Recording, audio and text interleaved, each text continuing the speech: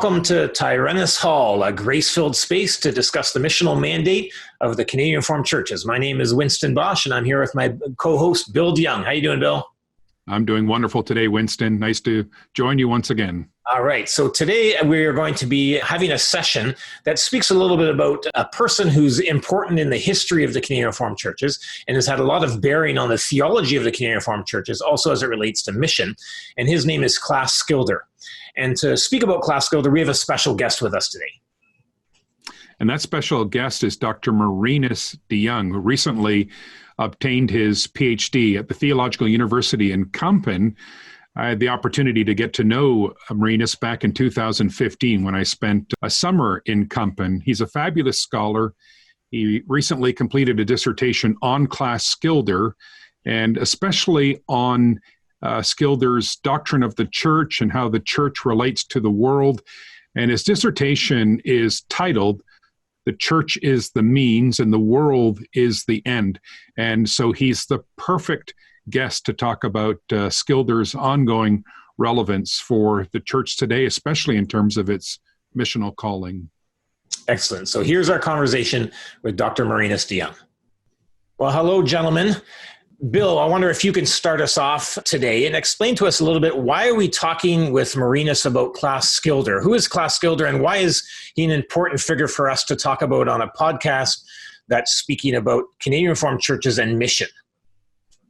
Yeah, that's a great question. And Marinus, welcome to this podcast. It's great to see you. Thank you. And we're looking forward to this discussion about Klaas Schilder. So Canadian Reformed churches were founded by post-World War II Dutch immigrants who came from a particular federation called the Liberated Churches, the Reformed churches in the Netherlands, liberated. And when we hear the word liberation, we might think liberation from the Germans on May the 5th, 1945. But there's another liberation that's alluded to here, and that is there was a doctrinal dispute that occurred in the Netherlands in the early 1940s that culminated at a synod in 1944, where a prominent theologian by the name of Klaas Schilder was ousted for his theological views on a number of things, but I suppose the key one was his critique of Abraham Kuyper's doctrine of what's called presumptive regeneration. So Schilder was ousted from the Reformed churches, and in a matter of time, he met with a large group of supporters who ended up leaving the Reformed churches and forming their own federation of churches. And it was the immigrants of this particular newly formed federation that founded the Canadian Reformed churches here in the very late 1940s, 1949 and 1950s. So in terms of our own specific history as a federation, there is probably no theologian who's more significant than Klaas Schilder, though on this side of the pond, his name would not be well known by the younger generation. And perhaps this is where I could begin with Marinus. Marinus, is the name of Klaas Schilder known in the younger generation in the Reformed churches today? I suspect you'd probably find something similar there, though there might be a little more familiarity, at least with his name. Yeah, while you were saying that on your side of the pond, the case was that nobody, the younger generation doesn't know him anymore. I was thinking, well, it's pretty much the same on this side of the pond. So now I would guess that most people in my churches who have know a little bit of history have heard of the name of Klaas Schilder, but he's really a figure from the past that people have an vague association with the origin of the church and with the schism. So Klaas Schilder means schism. Right, and so his name has a negative connotation, then I suppose, for a lot of people. And Marinus has just finished a wonderful dissertation on Klaas Schilder. So in some ways, he might be responsible for a revival of interest among some, at least. And this is something we hope. Marinus, so you've spent a lot of time reading Schilder, and we're going to get to some very specific questions soon enough, but perhaps you could just share with us some things that you find really remarkable about Schilder. Are there particular qualities that you really admire? Is there, profundity that you've been able to uncover in Schilder that is really unique and maybe not common with other Dutch Reformed theologians? Yeah. No, so for me, reading Schilder, he was almost completely fresh for me. He wasn't in the curriculum in the seminary I went to, even though it was Schilder Seminary. We may have, there were some classes about him, but really not much. We didn't read him. So when I started my PhD, it was really a discovery and a fresh reading, and I only had those negative associations. But when I started reading, I was surprised in a positive way, and I have been all the way through. I've been reading him for 3-4 years while working on the dissertation, and at times it felt a little weird, and I would have some questions for him, of course, and there's a lot of reason to criticize him. But no, I was struck by a number of things.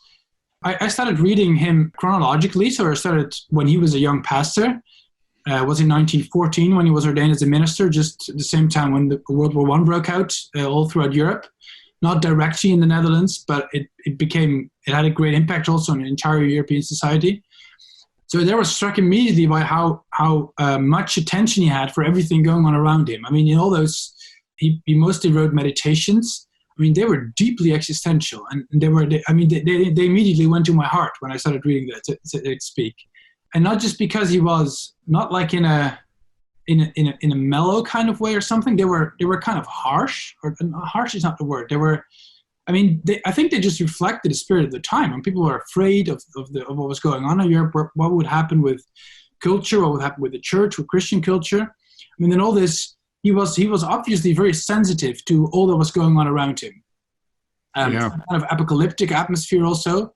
But then at the same time, there's this like deep existential longing to surrender to God and to surrender all his feelings of fear and of hardship to God, and to go to him with it. There's a lot of exclamations and prayers, exclamation marks also when you read his meditations. So that's one important thing that struck me immediately, and is also, it stays with him throughout his life, although the emphases become different and maybe less attractive. This existential atmosphere that is there all the time. Yeah, and I think you find among writers of that time period a largely pessimistic eschatology or view of the last times, probably in part because of the Nazi occupation and so many things in the world that were kind of foreboding. And yet, so Schilder, he had a brilliance about him when it came to exegesis, a very fertile mind that kind of generated very fruitful, sometimes speculative exegesis. So the trilogy on the Passion of Christ is translated into English very well by Henry Zylstra, who was a professor of English at Calvin College. And I don't know how the prose reads in the Dutch, but it's beautifully written or beautifully translated, at least in English. Mm-hmm. And it's fascinating to read. So I want you to comment a little bit on that, but I also want you to interact with this observation that Craig Bartholomew made to me once. He had read through the trilogy, and he just thought it was brilliant and very generative. But he said to me that this kind of question that seemed so odd at the time, he said to me, do you believe that Schilder understood that Jesus loved him? Mm. Why might Craig Bartholomew ask that question? And as you answer that, maybe shed a little light on his exegesis, such as what we find in the trilogy. Yeah. And so I think Craig's question is I understand his question, And it's because in Schilder's exegesis, in all his work, there seems to be a kind of tension all the time. I mean, it's just not fun to be a Christian with Schilder. And I mean, he very much like this trilogy is about Christ and his suffering. So it's just like a very detailed exegesis of all the events occurring in the last few chapters of the Gospels, the last hours of Jesus' life, really. And so of course, Christ is suffering in there. And for Schilder, I think that also means for the Christian to suffer in a very similar way.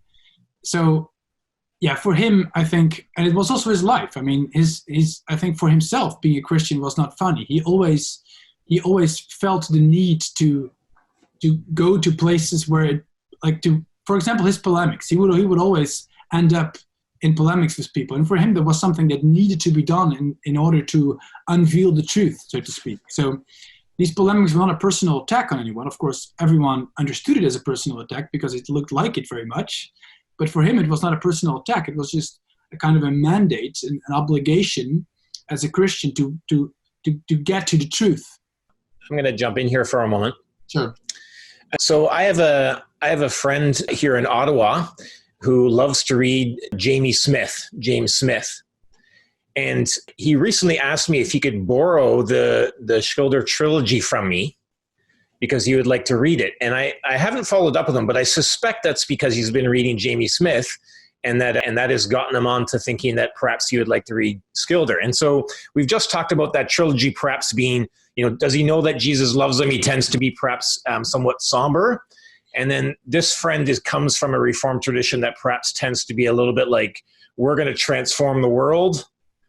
So, why would that be? Why is James Smith mentioning that? And what might be the attraction here in North America that some people, at least someone that I know, is interested in reading Schilder? Yeah. No, I think Jamie is exactly a good connection to show how Schilder would be interesting because, I mean, we all know that he leans like a little bit from a Kuyperian background towards a more like Anabaptist Hauerwasian way of looking at the church. And I think you can find some of that in Schilder. I mean, I've argued in my book that there's some nuance there, but it's true. I mean, Schilder there's no triumphant let's conquer culture kind of neo-Calvinism in Schilder. You will not find that.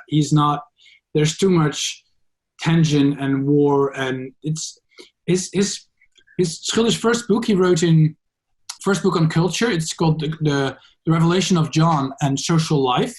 It has not been translated, but it's a beautiful book, and there he is even more than in his Christ and Culture, which dates from the 30s and 40s.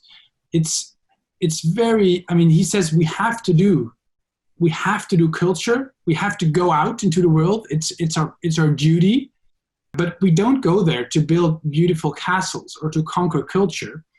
Rather, he has the picture of we go there to the streets of the big city to die there. I mean, it's a very dark way of saying it. And that's, of course, Revelations is the witnesses on the streets of the big city where eventually they die. So that's the picture he uses. And it's very, so culture, yes, but there's nothing triumphant about it. It's more like a very dangerous mission to go out there. But we have to do it nonetheless. That's very much Schilder. I'm interested, Bill, when you hear something like that, and you think about your own attempts to be missional at Blessings Church, go out into the streets to die there. What does that bring to mind as someone who's a pastor of a church that's really trying to be missional and trying to reach the streets of your city? Well, it isn't the most motivating idea I've encountered, but there probably is a sense of realism to that because the whole prospect of being missional in the secular West is intimidating and isn't always that rewarding in terms of, the response that we get in the world today. And yet, I think as Christians, we are obligated by the gospel to be hopeful. And of course, the Spirit of God is capable of creating life in a culture of death and This is probably what motivates us. But Marinus, I wonder if you could flesh this out a little bit more. What specific role did Schilder see for the church in relation to the world? I think this is such an interesting question because of books like the Benedict option and that sort of thing. He had this, kind of pessimistic viewpoint. We go into the streets to die. And yet he had a very robust doctrine of the church as well. So how specifically was the church to relate to the world? Yeah. So I think if I try to summarize it, like for Schilder, and this is like after like his first period that I just described there, the church is not a very important element of his thought. That it only comes later. But that's probably a more technical discussion. But so I would say that for him, like the church, the institution, and it's a difficult word. I've been looking for a better word, but he kind of means like the church, not in the sense of the building, not in the sense of the community, but the community, and then including the structures that bear the community. So stuff like the confessions, office, maybe also the building, but that's what I mean by the church as an institution, and what Schilder means by it. That for is the pivot in what he calls the cultural mandate, in reaching out to the world around you as Christian. So and that's just because he says that the church is the place, that's simply the place where God works today. That's where Christians are being equipped with word and sacrament to be Christians, to become followers of Jesus, to learn what it means to be a Christian and how to follow Jesus. These are, of course, these words of following our mind. They're not Schilder's words, but I think that's what he means by it. But then the purpose of the church is never to just be the church confined to the walls of the church. And this is the imagery Schilder uses time and again. He could use phrases like, we should not like stay within the walls of the church and close the shutters and listen to our beautiful Christian songs and prepare for heaven. He can sound very much anti-right at times. And I had a student in Kampen writing a paper about the similarity between Schilder and Wright, and especially on the point of like Christianity is not about going to heaven and waiting for that, but it's about this world. Here we have to, our vocation, our mandate is here and now.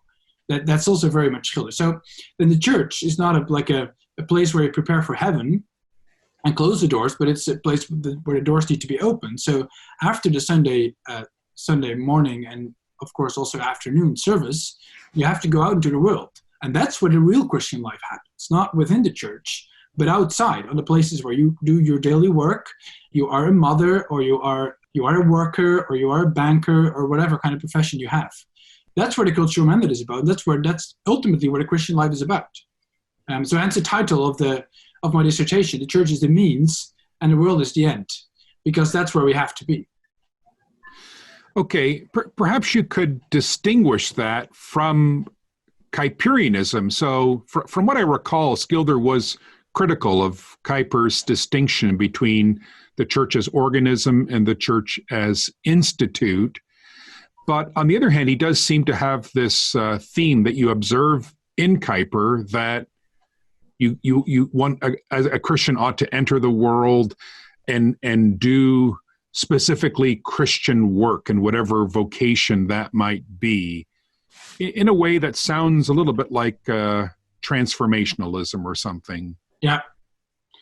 Yeah. So me and Alte Bruin, who used to be one of my colleagues in Kampen, he's a professor of ethics there, who's an expert in Abraham Kuyper. We once started to work on an article together where we wanted to, like on this topic, compare Schilder and Kuyper. The article isn't there or isn't there yet. It may come into being. But our conclusion was all the time that the similarities were a lot greater than the differences between the two. It's more a different time where they lived and different of emphasis also. I think Schilder operates within the Kuyperian framework and really doesn't want much different compared to what Kuyper wanted. I would say that what he said himself was that he was just try to do what Kuyper intended to do, namely moving the people out of the confines of their church, out of their piety, and bringing them out into the world to be faithful outside of the church. So when Schilder criticizes the difference between organism and institution, and if it's becoming too technical, Winston, you should stop me. That is because he felt that the Kuyperians, not Kuyper himself, because Kuyper passed away when Schilder wrote and worked, made a separation between the church and the other spheres.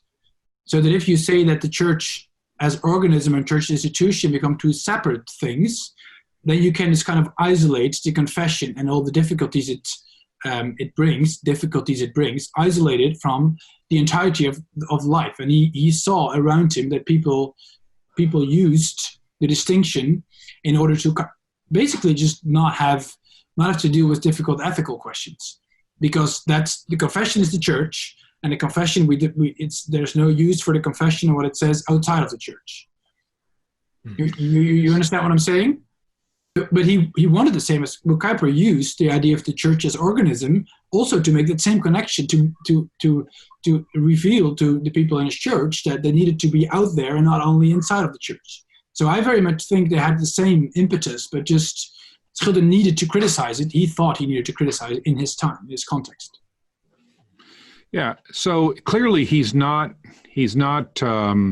underwriting a retreat for the church from the world. Let me ask you this question. He of course was hiding from the from the Germans when the synod met to depose him. So he had in some sense a public theology that got him in trouble with the Nazis. Do you know offhand whether you have any examples of Schilder in evangelistic dialogue with someone, or perhaps corresponding with somebody who was not a Christian believer? Are there any examples from his life where you had interaction with unbelievers and Schilder is presenting a case for the gospel? It's an interesting question. I think most of that happened when he was a young pastor, and he engaged with all kinds of poets and fiction writers, novelists, who were also outside of the church. Schilder was in his first years was known almost more as a literary critic than as a pastor. His books were reviewed under the heading of literary works and not under the heading of theological works in the ecclesial periodicals of that time. So there he really engaged, and he was very critical. He was, like, from a Reformed perspective, engaged with those novelists and poets and criticized what they were claiming about Christ and about God. But he was talking to them, and I think he did that because he wanted to engage what like on the intellectual level was going on in Dutch culture, and therefore he polemicized with those. They were not unbelievers, because I think there weren't much unbelievers in the Netherlands at that time, but at least had very different views of. You had, for example, Rudolf Steiner. Is that a name that rings any bells? We call it anthropos. It's a kind of like spiritual mysticism, kind of, which is vaguely Christian, but he engages that and starts a discussion. But I think, like, direct mission, it's not a topic in his work. I think I think there's many lines we can draw from his work that can help us do mission, sure. But he himself, not so much. Well, perhaps we could move on then to his relationship with the Nazis. Again, so far as I understand, that there were disciples or descendants of Kuyper who were Reformed and Nazi sympathizers, which is clearly not where Schilder was. And so in some ways, his theology was a kind of public theology. From what I understand, he wrote publicly against the Nazis. And I wonder if you could comment on that. This is a kind of engagement with culture on Schilder's part. Yeah, so that's I think one of the most interesting parts of Schilder's writings, like that he was one of the first, and we talk in national level here, who publicly spoke against the Nazis. So as soon as he could, like May 10, you already said, the Germans invaded the Netherlands, kind of out of nowhere. Nobody expected it to happen. And then, of course, the entire society didn't work anymore because there was war going on for only 10 days, I think. And after that, he was one of the first in the journal where he wrote in, the Reformatie, to publicly say we need to resist those people because this is an ideology that is deeply anti-Christian and extremely dangerous. So we need to prepare for spiritual opposition, to be ready also to, and there was the dark side of Schilder again, be ready also to take the consequences of our spiritual opposition. He said, these are people that if they are going where they say they are going, there is going to be a very strong opposition. There has to be an opposition between the church and what they stand for. And this was something he was writing about already long before. We had the Dutch National Socialist Party also in the 1930s that participated in the voting. They didn't get many votes, but they were a force in Dutch society as well. And Schilder was a strong opponent of that, public opponent of that National Socialist Party. So yes, and for a brief moment, Schilder's writings in an ecclesial periodical were printed for the entire nation. Many people read those articles, also outside of the church where he pastored. And then Schilder was arrested and put into prison because of those articles. I would interpret that as that's a missional trajectory in some ways, right? Where Schilder, convicted by the gospel, believes he has something to say for the good of the nation. Yes, very much. Yeah. And he also talks that way. I mean, it was very deep, I think, into the Reformed Church of that time. They still saw them as a national church. That was also Kuyper's goal. I mean, Kuyper's wanted to have Kersten to re-Christianize Dutch society. That was the goal. So the Reformed churches were to be the new national church. And it was kind of a Dutch revival that Kuyper wanted. And you can still see many traces of that in Schilder. So he's talking about loyalty to Queen Wilhelmina. That's the topics of the articles he's talking about. So yes, it's very much a public theology speaking to the entire nation. Yeah. As somebody, I assume you've grown up in the Reformed churches liberated in the Netherlands. And what is the greatest lie about Schilder that's being perpetuated? What's the greatest myth or fable about him that you've uncovered? Maybe an opinion he had or a story about him that you've discovered just is not true at all. Well, I think where he is most famous for or infamous for in the Dutch scene is that he's the guy of the one true church. That only one ecclesial institution is the true church of Christ, and that only people in that church will go to heaven. There's this joke, you probably have similar jokes in the North American context, that when Christians, like St. Peter is taking someone who just arrived in heaven, and he's being told that he has to hush because there's the vrijgemaakt deliberate, and they think they're alone here, so we don't have to make too much noise. You probably have similar jokes. So that's what Schilder is known for, and it's untrue. It's true to a certain extent, of course. I mean, he did believe that there needed to be one true institution, and he also thought that we always need to aspire to have one church, and that's why he didn't like people who said, the church can be pluriform, that's not a problem. It's not a problem we're divided. It's just more practical to be divided because we have so many differences. He says, no.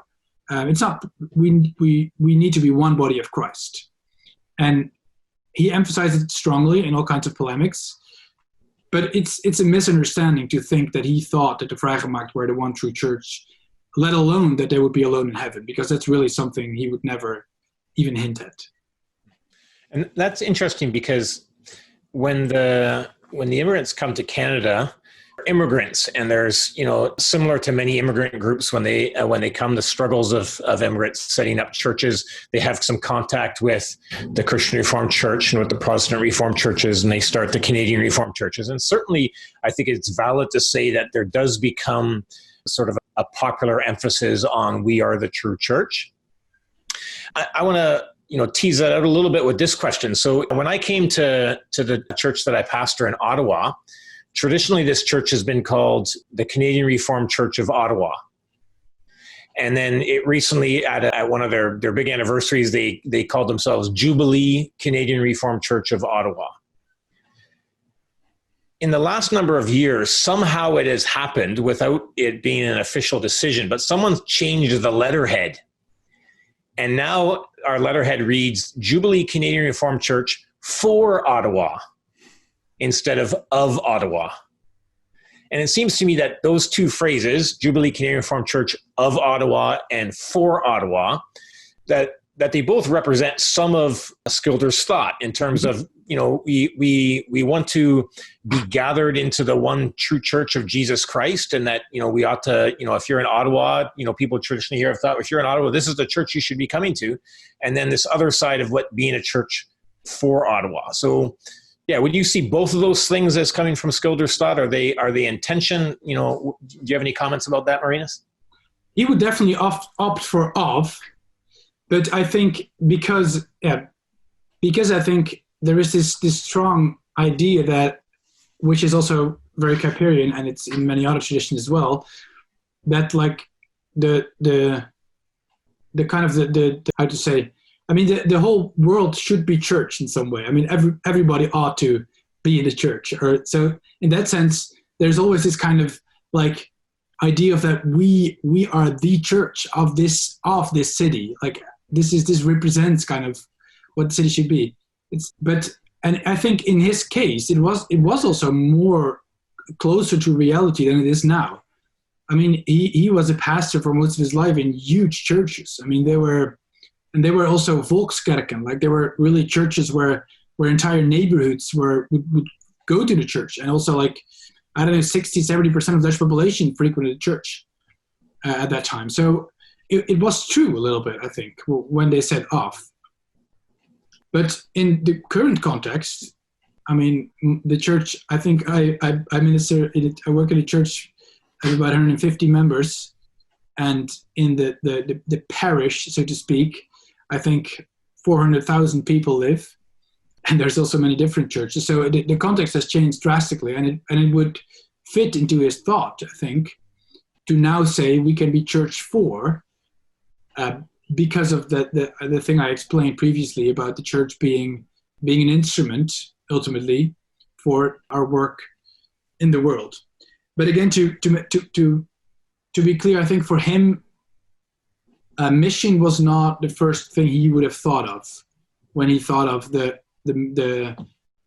what then the end of the purpose of the church would be. For him, it would be more like daily work. He's very unspecific about what he means about it. You have to read between the lines to find out what practically he thinks of. And the rare places where you see him using examples, he's just talking about everyday life. But that was also, again, a context where mission was about Africa and Indonesia and not about the Netherlands. Okay. Yeah, you speak to that well at the end of your book, where in the closing summary, you mention about the church always knows that she's called to be out there, but out there does not mean that she has to engage in pacifist rallies or participate in ambitious programs for the re-Christianization of Europe. It means that the purpose of her life is not found in singing psalms and listening to sermons, but in doing the hard daily work of Excel sheets and programming, of hospitals and classrooms, meetings and politics, landscaping and baking bread. The church is the means, the world is the end. Yeah, very, very interesting. Another phrase that I really liked was the church is the hearth from which the blaze goes out into the world. Yeah, I like that. But it is interesting to tease that out. There's a difference between saying those things when you're a pastor of a church where the whole neighborhood goes to your church versus being a church in a city where the far majority of people don't go to church. Yeah. So how those same images begin to take on a little bit of a different flavor, a different meaning in a different context. It's interesting because Schilder himself, he didn't really know a small church. He didn't know a secularized Netherlands. He never, but I think he felt coming I think he felt it coming.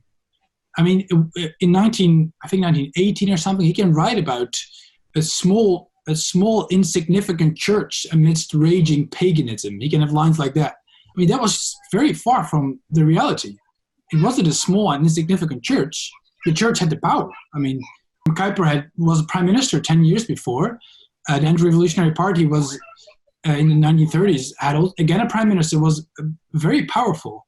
So I think that's also why I find him useful, because he kind of already saw coming, and he was not alone in that. Many more people saw that. I think like someone like Karl Barth, for example, who was a contemporary of Schilder. He also saw the same thing coming, and I think that's also why I think he's helpful, because I feel he understands my context in some ways. In other ways, he doesn't. But in this way. Let's play off on that, and we've got a little bit of time left to talk about what are some lessons learned that we take from Schilder for us here in Canada, as Canadian Reformed Church Federation, Canadian Reformed churches, when we think about reaching the world, when we think about proclaiming the gospel of Jesus Christ in our own communities. Yeah, some lessons that we can pull away from this ecclesiastical spiritual forefather that's been part of our federation's DNA, so to speak. What are some things that we can, lessons learned, things that we can really hold on to that Schilder teaches us in order to help reach Canada with the gospel of Jesus Christ? So that's a question for you, Marinus, and a question for you, Bill, as well. Yeah. And I think I would say that what I also use myself as a pastor in Amsterdam, which I have been for the past 1.5 years, what I find a very fruitful way is that some way you have to, and it's like a difficult balancing act, but don't water down the message you have, your gospel, although it's weird and people don't like it and they don't want to hear it and they don't understand it. That's kind of the friction, the tension, the difficulty, which I just spoke about, like the dying on the streets of the city. I mean, I'm not being attacked here in Amsterdam, maybe because I'm not faithful enough. That's possible. But at the same time, like, don't water down your message. Just be stand firm on where you are on the gospel, and also believe in a strong church. That's also what's Schilder. Another title I considered for my book was Robust Church, because that's also really part of Schilder. I mean, a lot of work of him goes into that building of a strong institution that, like, it's also like the preserver, the keeper of the word and of the tradition, the history, what is given to us. So do that, but at the same time, don't fall into the trap of building into your goal, that strong church you're building, because it never is the purpose. If that is what you're doing for its own sake, then you're off the track. So you build that strong church, you preserve it, you keep to it, but at the same time, you always realize that it's only a purpose for other people in your church to be out there, because that's where we have to be. Like for Schilder, something he repeats all the time is the Bible starts with Genesis. It starts with Genesis 1 and 2. And that's where it all starts. He all the time, every time he talks with the church, he will go back to Genesis 1 and 2. That's where, like, the groundwork is being laid out by God himself and what we have to do in this earth. And everything that came after only serves that first purpose, what he calls the cultural mandate. So that balance between, like, loving the church and investing a lot in the church and preserving what the church has, its tradition, but at the same time, always understanding that it serves another purpose, that the doors of the church need to be opened. I really like that idea that the health of the nation, the health of the neighborhood is bound up with the health of the church. And so you want the church to be robust and vigorous and healthy. And I think that for Schilder, the health of the church is bound up with the place that Christ has in the church. And personally, I'm deeply appreciative of the Christ-centeredness of Schilder's hermeneutic. I mean, we talked today about redemptive historical interpretation and so forth. From what I can tell, he was among the pioneers in that kind of interpretation. And I'm struck when I read through the trilogy to see how Christ is clearly the protagonist in all of those stories. Christ is the main subject. And even in his book, Christ and Culture, paying attention to the person of Christ in relation to the enterprise of Christian culture, I think is very significant. Some of you may be familiar with the name Mark Sayers, who is a cultural critic and a pastor. And he faults a lot of churches today for wanting to advance the kingdom without Christ. And that amounts to a kind of reductionistic social justice agenda, the kingdom without Christ. And in all of our endeavors, Christ has got to be at the center. And I find that in Schilder's exegesis and theology. Yeah, and this is very helpful and very practical. I mean, when we come together with our church council and decide on something we're going to do as church, this is like always with me. It's in the background of our purpose is to be out there to serve people, to show them Christ, to help them and love them. But we also have that other part, and they always need to be there. Both need to be there. So yeah, I really find that a helpful thing practically. So yeah. Yeah, and that's a great way to wrap up our brief discussion today too. The Christ-centered nature of the church being robust so that it can serve well the future of Christianity, but remembering that the church is the means and the world is the end. Thank you so much, gentlemen. This has been a great discussion. Thanks for being here. It's a pleasure to be here. Thank you. Well, friends, I hope that this has been an encouraging conversation for you.